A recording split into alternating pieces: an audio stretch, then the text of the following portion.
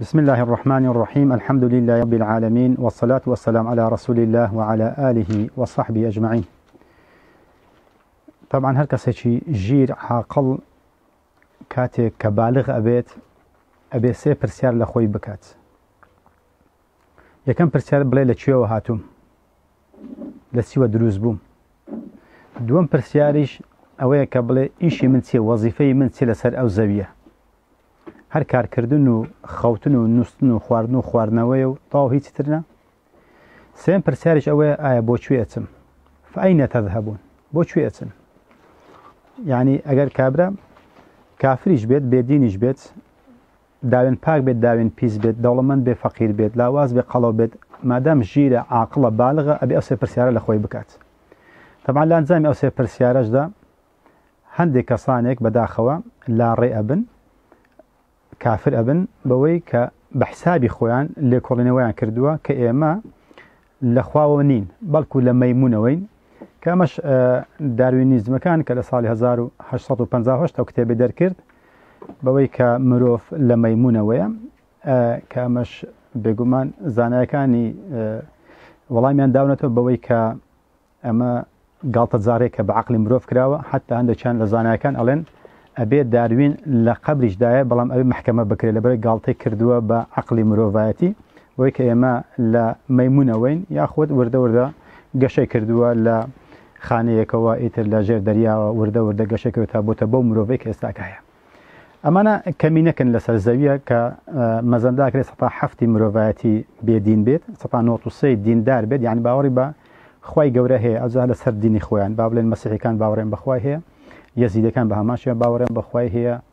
دینەکان تریش بە هەمان شێوە باوەڕیان بە بوونی خوای گەورە هەیە، بەڵام چییە لەگەڵ خوای گەورە شتێکە ئەنجامەدەن، شرک ئەنجامەدەن. و لەم ڕێگایەدا بینی هەندێکیش ئەبن بە ئیماندار، وەکو الحەمدولله ئینشاءڵڵا ئێمەلێک ئێشێ بین لەو کەسانەیە کە ئیماندارین، باوەڕمان بەوەی کە خوای گەورە ئێمە دروست کردووە و وەزیفەیەکی پێداوین بەوەی کە بیپەرستین. ئەبینی کەسانێک ئەبن بە ئیماندار، کەسانێکی ئەبن بە بێ ئیمان. لەو نێوەندەشدا بینی خەڵکانێک نە بێباوەڕن نە ئیماندارن، چۆنە ئەڵێ من دڵم پاکە. طبعا ئەمانە زۆر کێشەنە کە ئەمە زۆرترین مەزهەب لە دنیادا قولوبیەکانن، ئەوانەی کە باوەڕیان بەدڵ هەیە، کردار ئەنجام نادەن، خواپەرستی ناکەن و کوفریش ناکەن، بەرەنگاری دیندارەکانیش نابنەوە، بەڵام هیچ ناکەن وەکو دیندارەتی،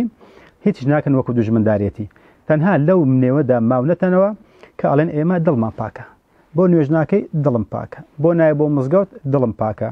بۆ حەج و عومرە ناکەیت دڵم پاکە، بۆ زەکات نادەی دڵم پاکە. یعنی ئەمە وێردی سەرزمانی زۆر بەی زۆری مرۆڤەکانی سەرزەویە. لەناو مەسیحیەکاندا هەنا ئەبینی کەنیسەکان بۆ بەتاڵن لەبەر ئەوەی باوەڕیان هەیە بە خوای گەورە، بەڵام باوەڕیان بە دڵە پاکەی خۆیان هەیە بە حسابی خۆیان. لەناو موسڵمانانیش ئەبینی ئەگەر بێت هەموو موسڵمانەکان پابەند بن بەدینەوە، نە مزگەوتەکانەوە بەرەکەوێت، نە فەقیر ئەمێنێت لەبەر ئەوەی زەکات ئەدەن، و لە هەمان کاتدا و جیرانەتی و خزمەتی تۆکمەتر ئەبێ، بەڵام بەس بۆی کە دڵیان پاکە هیچ شتێک ئەنجام نادەن. ئەمانە بێگومان زۆرترین مەزهەبن، گەورەترین مەزهەبن و ناڵێم گومڕاترینیانن، چونکە کافرەکان گومڕاترینیانن، بەڵام ئەمەشیان چیان لەوان کەمتر نییە، چونکە لەو ڕێگادانە، چونکە ئەم کردارە بەریدی کوفرە. ڕۆژێک لە ڕۆژان وای لێ دێگەر بێت لەسەر ئەم سیفەتە خراپەی بمێنێت و لەسەر ئەم مەزهەبەی بمێنێتەوە، مەزهەبی قولوبیەکان دڵیەکان، ئەمە بێگومان ڕۆژێک لە ڕۆژانە ئەگەری هەیە کافر بێتەوە. طبعا ئەم قولوبیانە ئەگەر بێت و بیر بکەیتەوە، کاتێک کە تۆ بە کەسێک ئەڵێیت بۆ نوێژ ناکەیت ئەڵێ دڵم پاکە، یعنی تۆ وا خۆدێتە بەرچاوی، یان وا حسابت بۆ کرێ کە تۆ دڵت پیسە بۆی نوێژەکەیت. یعنی ئەمە شتێکی زۆر ناشیرنە کاتێک کە ئەڵێ من دڵم پاکە، یان بزە بەرامبەرەکەی ئەو شوبهەیە لە خۆیەکات. باشە ئەگەر ئەو دڵی پاکە، ئەدی ئەو هەم پێغەمبەرانە سلامی خۆیان لەسەر بێت، ئایا نەعوذ بالله ئەگەرەوە ئەمە بیر و باوەڕ بێت، ئایا دڵیان پیس بووە بۆیە نوێژیان کردووە؟ ئایا مەلایکەتەکان کە باشترین مەخلوقی خوای گەورەنە، کە هیچ شتێک ناکەن جگە لە عیبادەتی خوای گەورە، ئەوان دڵیان پیسە بۆیە عیبادەتی خوای گەورەکەن؟ ئای ئەو هەموو ئیماندارانە کە نوێژەکەن، یعنی هەم دڵیان پیسە، تەنها ئەو کەسانە دڵیان پاکە کە نوێژ ناکەن و خواپەرستی ناکەن؟ بێگومان ئەمە پرسیارێکە بێت لە قیامەتە وەڵام بدەنەوە بەوەی کە بۆ خۆیان بە دڵپاک ئەزان و خەڵکی ئیماندار و پێغەمبەرەکان و مەلایکەتەکان و مەخلوقاتەکانی تری کە خوای گەورە دروستی کردنەوە یاد و ذکری خوای گەورەکەن ئەوان هەم دڵیان پیسە بەس ئەوان نەبێت کە دڵیان پاکە بێگومان ئەمە ئەما یحکومن حکمێکی زۆ خراپەدەن قسێکی زۆ خراپە ئەکەن و لەما کاتە بێئەدەبیشە بەرامبەر بەو کەسانێک کە نوێژەکەن لە هەما کات ئەگەر بێت و ئەو دڵانە ئەو مەزهبە قولوبیانە ئەگەر بێت و هەموو خەڵک وەچی ئەوان بێت کەواتە ئەو مزگەفتانە بە بەلاش دروستکراون کەنیسەکان بە بەلاش دروستکراون معبەدەکان بە بەلاش دروستکراون لالش و نازان فلان و فیسار و هەمووی بە بەلاش دروستکرا بۆ چونکە کە کاتێک ئەو خەڵکان هەم دڵیان پاک بۆ وەچی ئەوان بین القوسین کەواتە ئەوانە ئەو مزگەفتانە بۆچە دروست بکرێن کە نەتوان دڵی ئەو هەموو ئیماندارانە پاک بکەنەوە ئەمە بەڕاستی حکمێکی زۆر هەڵەیە قسەیەکی زۆر هەڵەیە بەداخەوە زۆربەی خەڵکیش شەیطان بەو نەوعە لاڕێی کردوونە لە کاتێکە بێگومان ئەمانە سیفەتێکی دووڕوویان تێدایە نەوەکو ئیماندارەکانن نەوەکو کافرەکانن بۆیە خی گەورە فەرمێت ومن الناس من يقول آمنا بالله وباليوم الآخر وما هم بمؤمنين خەڵکانێکی ئەڵێ بەزمان ئەڵێن بەزمان ئەڵێن باوەڕمان بەخوا هەیە بە قیامەتیش هەیە وما هم بمؤمنين ئەوانە هەر ئیماندار نین بۆ چونکە کردارەکانیان کردداری دووڕوویە نەک کردارەکان کردداری ئیمانداران نبی ئیماندار ئەوەیە هەم کردارەکات هەم نوێژ و عیبادەتەکات هەم کردارەکات هەم ئادابی لەسەر شریعەتی ئیسلام بنیاتەنێ و هەم معاملات و ڕەفتار و گفتارێکی لەسەر شریعەتی ئیسلام بنیاتەنێ کەواتە بۆمان ڕوونە بێتەوە کە ئیسلام هەم بیر و باوەڕە وەکو چۆن ئەم دڵپاکە بە حسابی خۆی کە ئەڵێ باوەڕم بەخوای هەیە بە قیامەتەیە ئەمە بیر و باوەڕە ڕاستە و لە هەمان کاتدا عیباداتیشە ئەبێ خواپەرستەکانی تێدا بێت لە هەمان کاتیشدا ئادابە ئاداب مع الله لەگەڵ خوای گەورە چۆن هەڵسوکەوتەکەین یعنی چۆن خوای گەورە ئەپەرستین ئادابەکانمان فێرەکە ئاداب مع الرسول لەگەڵ پێغەمبەر عەلەیهی سەڵات وسەلام چۆن فەرمودەکانی باسەکەین چۆن لێی تێئەگەین چۆن شی ئەەکەینەوە چۆن لاسای ئەەکەینەوە چۆن بە پێشەوای خۆی دەئانین و ئاداب مع الناسیشە چۆن لەگەڵ خەڵکان ئادابمان هەبێت لە کاتی گفتوگۆکردن و هەڵسوکەوتەکان لەمان کاتیشە معاملاتە ڕەفتارە لەوەی کە چۆن لەگەڵ مشتری هەڵسوکەوتەکەیت چۆن لەگەڵ جیران هەڵسوکەوتەکەیت چۆن لەگەڵ خەسوو و خەزوور هەڵسوکەوتەکەیت چۆن لەگەڵ خاڵ و مام و خزم دەوروبەری خۆتە هەڵسوکەوتەکەی کەواتە ئیسلام هەر چوار بەشەکەیەتی نەک تەنها ئەو بەشەی کە ئەو خەڵکانە بە بیانووی ئەوەی کە دڵیان پاکە باوەڕیان بەخوای هەیە باوەڕیان بە قیامەتیشە هیچ شتێک ئەنجام نادەن بۆش ئەو کەسانە کە سەیرانەکەی حتمما ئەگەر ئافرەت بێت سفورە حتمما سفورە چونکە ئەگەر ئینسانێکی لە ڕوخسارەوە ئیمانداری پێوە دیار بێت ئەم قسەی ناکات حیزاب باوەڕ ناکەم ئەو قسەیە بکات کە ئافرەتێک باڵا پۆش بێت بڵێ دڵم پاکە ئەگەر بۆ چونکە ئەزانێک کە بە دڵ پاچی ئەمە ناچێتە نێو ئیسلام و بەڵکو ئەبێ کردداری شەی بۆی باڵا پۆشیەکات یاخود ئەگەر کوڕ بێت حتمما ئەو کوڕێکە بڵێ من دڵم پاکە حتمما لێ بکۆڵەوە جگەرە چێشە مەشروب خۆرە ئەوە ئەهلی چایخانە و بازار و گازنوویەکانە بۆ چونکە بەوە شەیتان هەڵی خەڵەتان مادام تۆ دڵ پاکە ئەخۆیتەوە ناخۆیتەوە زینا ئەەکەی چی ئەەکەی بکە بەو سیفەتە بەوەی کە لی خۆشە بێت لەبەوەی کە دڵی پاکە بەڵام خوای گەورە ئەمە کە دەفەرمێ ما هم بمؤمنین ئەوانە هەر ئیماندار نینە بۆ چونکە ئەمانە منافقن دووڕوونە نە لەولایەدانە نە لەولایەدانە لە هەمان کاتدا بینی خوای گەورە لە حدیث قودسی ئەفەرمێ کە پێغەمبەر عەلەیهی سەڵات وسەلام ئەفەرمێ خوای گەورە ئەفەرمێ وما تقرب إلي عبدي بشيء وأحب إلي مما افترضت عليه عبدەکەم بە هیچ شتێکە لەلام خۆشەویست نابێ و لێم نزیکتر نابێتەوە تەنها بەو شتانە نەبێ کە لەسەر فەرز کردووە خۆشەویستتر و نزیکتر کەواتە عبدەکەی کە خوای گەورە بەندەی خوای گەورە کە مرۆڤەکانن بەچی لە خوای نزیکە بنەوە بەخوا پەرستی بەو شتێکە لەسەر مما افترضت عليه بەو شتەی کە لەسەرم فەرز کردووە کەواتە ئێمە نوێژمان لەسەر فەرز کراوە زەکاتمان لەسەر فەرز کراوە حەج و عومڕەمان لەسەر فەرز کراوە کەواتە ئەو شتێکە لەسەرمان فەرز کراوە ئەبێ ئەمە هەر جێبەجێ بکەین و بە نەوافیلەکانیش بێگومان ئەمە با بڵێن سونەتەکانیشە بە هەمان شێوە نزیکتریش ئەبینەوە و ڕێزدارتر ئەبین لای پەروەردگارە کەواتە خوای گەورەش بۆیە لە قورئان ئەفەرمی وما خەلەقت الجن والئینس إلا ليعبدون ئینسانەکان و جنەکانم دروست کردووە بەس بەوەی کە بمپەرستن کەواتە ئیشی مەپەرستنە نەک دانیشتن لە ماڵ و یاخود هیچ نەکردن و هەرچی سیفەت و ڕوخساری خراپە بیکەین بڵێ وڵات دڵما پاکە ئەمە گەورەترین هەڵەیە لە دوای هەڵەی کوفر چونکە ئەمەش کە باسم کرد بەریدی کوفرە ئینسان ئەبەرە و کوفر ئەبات بێگومان هەڵەیەکی زۆر گەورەیە ئەو کەسانێک کە ئەمەیان کردوتە عەقیدە و بیر و باوەڕ و مەزهەبی خۆیان لە بەرامبەر ئەوەش دەخۆشەویستەکانم کەسانێکمان هەیە زیادە ڕەون چۆن ئەمانە کەم ڕەوی ئەکەن و کە هیچ شتێک ناکەن زیادە ڕەویشمان هەیە لە دیندا کە خوای گەورە ئەفەرمێ یا ئەهل الكتاب لا تغلوا في دينكم ئەی ئەهلی کتاب زیادە ڕەوی مەکەن لە دینە چۆن خوای گەورە کەم ڕەوی قبول ناکەن لەو کەسانە کە ئەڵێن دڵمان پاکە و زیادە ڕەویش قبول ناکەن لەو کەسانێک کە ئیماندارن زیادە ڕەوی بەوەی کە مەسیحیەکان وتیان خوای گەورە سێیە بێگومان ئەمە کوفرێکی گەورەیە بۆ وایان گوت لە خۆشویستنی خوای گەورە زیاتر حتى جارێکیان بیرمە لە یەزیدێکم پرسیار کردوتم ئێوە بۆ ملك الموت ئەپەرستن طاوس ملك الطاوس عفوا ملك الطاوس وتي أما أجر دقات بدأت وتي إيمان لە قەدەر ئەم دنیاە ئەم زەویە چەندینە وتم نقطەیەکی زۆر بچووک چینیانە وتێدی ئەم زەویە لە قەدەر ڕۆژ چەندە گوتم هەر ئەوەندەیە بە قەبەرەی من و ئەو زەویە وتێدی ڕۆژ لە چاو ئاسمان گوتم ئەویش بە هەمان شێوە نقطەیەکە لە گەردووندا ئێوتی ئاسمان لە چاو خوای گەورە گوتم بە هەمان شێوە بە قەدەرەی لە چاو خوای گەورە نقطەیەکیش نییە وتی باش ئێمە چۆن توانین نقطە داوا لە خوای گەورە بکەین کە ئەم ئەوەندە بچووک بین بۆ ئێمە لە شتێک ئەپارڕینەوە کە تاوسی مەلەک بە حسابی خۆیان لە پشت ڕۆژە یان لە ڕۆژ ئەپارڕینەوە خودی خۆی کە لەمە گەورەترە حەزمەکەی بزانە چۆن بە فکری لێدانەوەی بۆ لە ڕۆژ ئەپارڕینەوە ڕۆژ داوامن لێ بکە داوامن بۆ بکە لە پەروەردگار کەواتە ئەوان لە چوە توش بووینە لە دووشت توش بووینە یەکەمیشت لە خۆشویستنی خوای گەورە لە زیادە ڕەوی مبالغەیان کردێ بەوەی کە لەخوا نەپارڕێنەوە ئەمە شەرمەزاریە بۆ لە شتێک ئەپارڕێنەوە کە لە ئێمە گەورەتر بێت دووەم لە ترسی تاوسی مەلەکە شەیطانەکەیە کە ناویان لێ ناوە بەوەی کە ئەگەر ئێمە خراپ باسی بکەین خراپمان دێنێتە ڕێ کەواتە بزان لە چ شەیطان فێڵی لێکردوونە بۆیە کە خوای گەورە ئەفەرمێ وئیذا سەئەلەکە عیبادی عنی فئینی قەریب ئەگەر عەبدەکانم پرسیار لە من بکەن دەربارەی من ئەوە من لیان نزیکم کەواتە بچووکی قەبارە لای خوای گەورە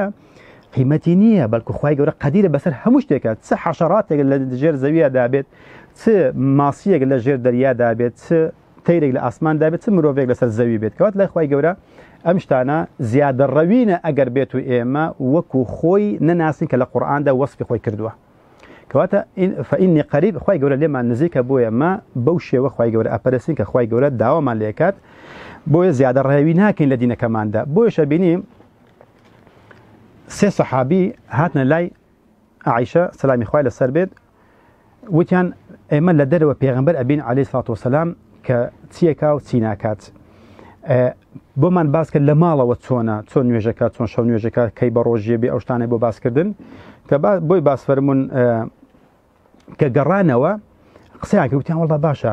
ئەخر ئەو عیباتی ئەوەی کە کەمە وتیان بۆ کەمە وتی لەبەر ئەوەی خوای گەورە لە گوناحەکانی ڕابردوو داهاتووشی خۆش بووە ئەمە بۆ ئەو ئیعتیادیە ئەگەر هەموو شەوێ بەخەبەر عنی نەخەوێتن و هەموو شەوەکەی با بڵێن یەک لەسەر سێی شێوێ شەو نوێژەکاتن بۆیش ئەوەندە نایکات با بڵێن تەواوی شەوەکەی شەو نوێژ ناکات چونکە خوای گەورە لە گوناحەکانی خۆش بووە و باسی ئەوەشی کردووە کە هەموو ڕۆژێ بە ڕۆژی نابێت کەواتە ئەمە پێویستە ئێمە هەموو ڕۆژێ بە ڕۆژی بێت چونکە خوای گەورە لە ئێمە خۆش نەبووە وەلا مان کاتدا ئەو ژنیشی هێناوە و منداڵیش ئەنێتەوە کەواتە ئێمە مادەم خوای گەورە لە ئێمە خۆشنەوە پێویستە ئێمە لەو زیاتری بکەین وتیە یەکێکیان وتی وەڵڵاهی مادام من هەتا ئەمرم نابێ بخەوم هەموو شەوێ بێ شەو نوێژ بکەم ئەوەی دووەمیان وتی وەڵڵاهی منیش نابێ ژن بهێنم ئەبێ ئەو خۆشە لە خۆم ببڕم ئەوی سێمیشان وتی نابێ من هەموو ڕۆژێ بە ڕۆژی نەبم دەبێ هەموو ڕۆژێ بە ڕۆژی بم بۆی کە زیاتر بکەم لە پێغەمبەر عەلەیهی سەڵاتو وەسەلام چونکە خوای گەورە لە ئێمە خۆش نەبووە ئەم خەبەرە گەیشتەوە بە پێغەمبەر عەلەیهی سەڵاتو وەسەلام ئەویش باجی کردن زۆر تووڕە بوو زۆری پێ ناخۆش بوو کە خەریکە زێدە ڕەوی بکەن لە دینە پێی فەرموون ئەنتم الذین قلتم كذا وكذا ئێوە بوون کە ئەوەتان وتووە ئەوان جوتیان بەڵێ یا ڕەسوڵ الله فەرمی ئەما والله ئینی ئەخشاکم لله وأتقاكم له والله باش بزان من زۆر لە ئێوە لەخوا ئەترسم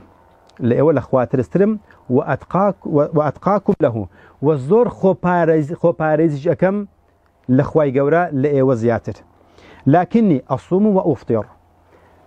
بروجش بمو وروجه بروجش نابم وأصلي وأرقد وشونوي شكمو وأشخوم وأتزوج النساء لما كادا جنيش ديلمو وتمتع تامج والأقرم كواتا فرمسي فمن رغب عن سنتي فليس مني أوي شويني ربازكي من نكبه لمنية كواتا لسر ربازي منية لدينك حالين أبوه أم زيد الربيك إيوه خريكا دروستي بكنو بدعتي دا بكن لدين دا أو بيقمان أما بيتسواني سنة الربازي منه كواتا إسلام فرمانكات نأو كم رويه كدل باكا كان بناوي خويان هيزنا كانوا وهرتي سيما ورخصاري إيمان دارانية بيان وديارنية نأو زيد الرويه كإنسان خوشكان الدنيا لخوي ترك بكا جلي برجي جوان نپوشه سیواگ نکا بونی خوش لخوي ندا هر کردای لو کردارانا بلکو بپیتسوانو انسان ایماندار خوا پرستی شکاتنو و تمتعش بجیانه وكات بلکو وكذلك جعلناكم أمة وسطا بلكو أمدنا ديني ميان روية لنيوان كم رويو زيادة روي دايا بوشا خواي قورا أفرمي أو كسانك أو شتان سرخوان حرام كان يعني بيقمان أما تاواني شجورية أفرمي قل من حرم زينة الله التي أخرج لعباده والطيبات من الرزق شيء أو كسانك خوش كان الدنيا رازان وكان الدنيا لخوي حرام كاد لكادك خواي قورا أم حلالان أم طيبات أم اشتباشان حلال كردوا أجر خواردن ويا أجر جلوبرجي بوشاكا أجر جلوبرجي زوانا أجر بوني خوش أجر هشتغ لو خوشيانه كلا دنيا ده خواي قورا شيء حرامي كردوا تنها خواي قورا هي كحلال كاد وحرام كاد كسبونية أمدو وشي بكاربين إلا بآياته حديث نبيت بيانا فرميد خواي قورا قل هي للذين آمنوا في الحياة الدنيا بيعمل أمت هيبت بو إيمان داران خالصة يوم القيامة بتايبتي لقيامة ده بو لدنيا ده هرسي جواني وخوشي هي كافريش استفادة ليكات كافريش بكاري دينيت بلام أصلا بو إيمان داره بلام ليرة ده كافر ومشركانش باش دارن لو اشتخوشانا ولو طيباتانا لو اشتخوشي باشانش ده بلام لقيامة ده خالصة لشي خالصة يوم القيامة بتايبتي بو إيمان دارن لروج قيامته تايبت كراوة كافر كان ومشركان لو خوشي بباشبن أوان سيان بوها تنها إلا من ضريعة تنها تشيما وشتي بيسو خوين أوشتا بيسانيكا لا دوزخ داهية كواتا أمشتانا بو إيمان دار لقيامة ده يعني لبهش ده تايبتها بإيمان دارن أو خوشانك للدنيا ده بلكو بزياتري شوى كذلك نفصل آيات لقوم يعلمون أما شخواي قول آيات كان رون وآشكراكات بوكا صارك عقلا كواتا خوشي دنيا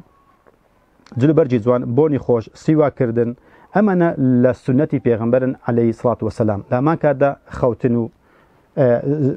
ميرد كردن وجن هنان ومن ضالنان وسفر وسياحة وأوشتاني كإنسان لتسوات سوي الشريعة دا بكاري بينهم يتر خواي قورا أمشي بوكات بعبادة بوتسنك هموش تقل بيناي خواي قورا بكاري ديني وأيكا بعبادة لخواوش أيزانيت تكبري بيناكات زيادة رويتي دا ناكاتنو ولهما كات دا بيش أويك بخوي تمتع بكاتن قيامتي في بيدا أكاد كخواي قورا فرمي وابتغي فيما آتاك الله دار الآخرة أوش تاني كخواي قورا بيداوي آخرتي في بيدا بك يعني مالك بيداوي حزي بيبكا زكاتي بيبدا قرباني بيبكا خير وصدقي بيبكا مزقوتي بياودام بك ويارمتي هجاراني بيبدا ولا تنسى نصيبك من الدنيا ونصيب خوش للدنيا دا لبيرمكا بلان بداخل خالكانك عكسكي ورقن يكم ذلك كبا حتى هم بابخم حتى جنزم بابكم حتى بيمكري بابتم تيكاتنا مشتان وليكاتن يكميشد بو دنياكي خوي هولدات قيامتك لبيركاتوا لكادك خوي غور داو مالك اويك بي داوين لجنزيتيه لزوانيه لباروبولا لخويندنا لزانست لهشتك بي داوي كميشد بو قيامته بكاري بينا ولو رجايشو اگر اشتيك الدسكوت بو قيام بو دنيا خوت لبيري مكا كحزل اشتيكي زوانا ببي زياده الروي اطواني بكاري بيني خوي غور امشتاني حلال كردوا بو ايمان داران بتايبتيج لقيامته اما بو ايمان داراني خالص كردوه كواتا دينه كمان خوش ويسته كمان وما لنا كاتن بابلين دينا كمان كم ريما لقبولناك وزيادة رويش ما لقبولناكات إن شاء الله وابكن كأمة وسط بين أمتشي میان ڕەوبین و خواپەرستی بکەین و کردداری چاک ئەنجام بدەین و ئاداب و معاملاتشکانشمان جوان بکەین بت لە چوارچێوەی شریعەتی پیرۆزی ئیسلامە. وآخر دعوانا أن الحمد لله رب العالمين.